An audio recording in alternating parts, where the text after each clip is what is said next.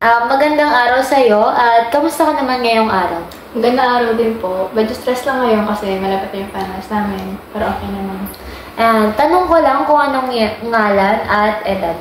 Ako po si Jahana Lelis, 20 years old. Anong religion ka nabibilang?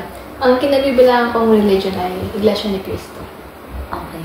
Ano yun? Sa pamilya nyo, INC na ba kayo lahat? Opo. Simula po sa lola ko ay INC na po kami lahat. Para nagsimula yung religion ng INC sa pamilya mo? Yung lola ko po, ang alam ko at dalaga siya noon nung nahikayat siyang sumali sa iglesia. Simula ng mga anak niya at yung mga apo niya, kami po. Lahat po kami ay iglesia na. So bali since birth, Iglesia ni Cristo ka na? Yes po. Okay. So, 20 years ka nang nasa Iglesia ni Cristo. Maaari mo bang ibahagi kung paano nagsimula yung INC sa Philippines? Nagsimula ang INC sa Pilipinas nung official na rehistro ni Cap Felix Manalo ang iglesia noong July 27, 1914. At simula nun, nagsimula siyang magdoktrina sa kanilang maliit na komunidad hanggang sa lumawak na yung doktrina niya. Okay. Sa yung simula na yun, yung panglaganap ng INC sa Pilipinas, sa tingin mo, yung pagsisimula na niya na yun, may yung mga beliefs, sa tingin mo paano niya na yung mga beliefs, yung mga, paano niya mapapasunod yung, paano niya mahihikayat yung mga tao mapapasok sa INC? Malaking, siguro yung doktrina po sa amin, malaking factor po yung Biblia. Lahat ng claims or sinasabi niyang paniniwala, lahat yung backup sa Biblia, magbibigay siya ng mga verse galing sa Biblia na sinasabing tama yung, or sinasabing tama yung tinuturo niya sa aming paniniwala. Okay. So, since INC, no, alam naman natin na yung INC, medyo may madaming pagkakaiba sa ibang religion. Pwede mo bang sabihin kung anong beliefs, kung anong sinusunod nyo sa loob ng religion nyo? Siguro, panagkaiba namin sa Roman Catholic na majority sa Pilipinas. Hindi po kami kumakain ng dugo. Kasi ang paniniwala namin, ang dugo ay buhay. So, hindi dapat siya kinakain. Hindi rin kami sumasamba sa mga santo. Wala kaming mga rebulto.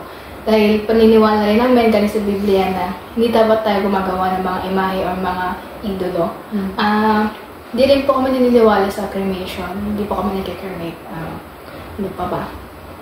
Hindi po kami kasali ng cross. Ang panalangin po namin, simple panalangin lang. At hindi rin po kami nagdadasal ng paulit-ulit. Halimbawa yung Holy Mary, hindi po kami nagkaganon. Okay. So, ang dami din palang differences sa ibang religion, to be specific sa Catholic, no? Since malaki nga yung Roman Catholic, yung percent ng Roman Catholic sa Pilipinas, kasi ito yung unang inadopt sa atin, no, ni Magellan. Tapos, sa tingin mo, may similarity naman ba kahit paano dun sa Roman Catholic? Yung pinakamalaking similarity yung Biblia. Parehas lang po kami ng pinagbabasehan na Biblia. At parehas di po kami naniniwala na si Jesus ang tagapagligtas. Sa tingin mo, sa ibang religion, meron kayong pagkakaiba pa? Like, anong religion yung almost same kayo?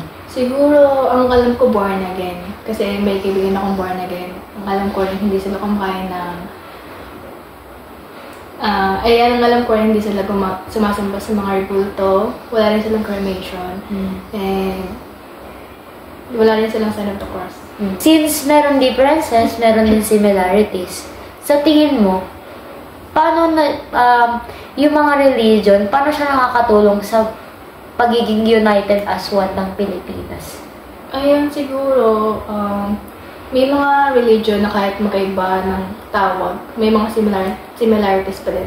Sa mga similarities na yun, pwede natin yung i-share sa isa't isa, pwede natin yung pagsamahin ng belief na yun. Sa mga differences, siguro, respeto na lang. Like, iba yung paniniwala mo, iba yung paniniwala ko.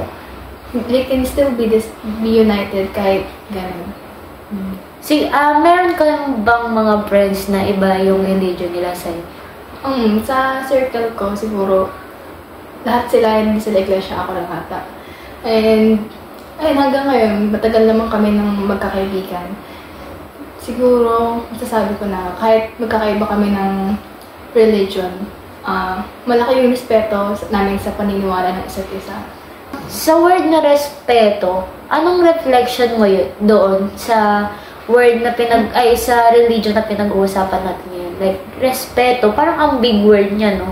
Paano mo siya i-reflect sa religion na yung pagkakaiba, yung pagkakaparehas, yung mga ganun? Yun, siguro respeto. Kahit iba yung paniniwala ko sa'yo, kahit iba yung paniniwala mo sa akin, siguro, hindi kita makikitang ibang tao ka. Like, hindi ka naiiba sa akin.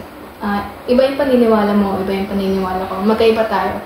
Pero in a way, marami tayong similarities as humans, hindi lang sa religion. And, pero, posible pa rin na magkaisa.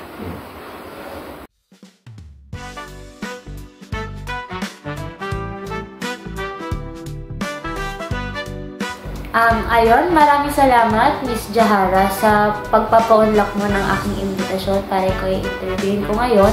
At maraming salamat din po sa panonood ninyo. Thank you!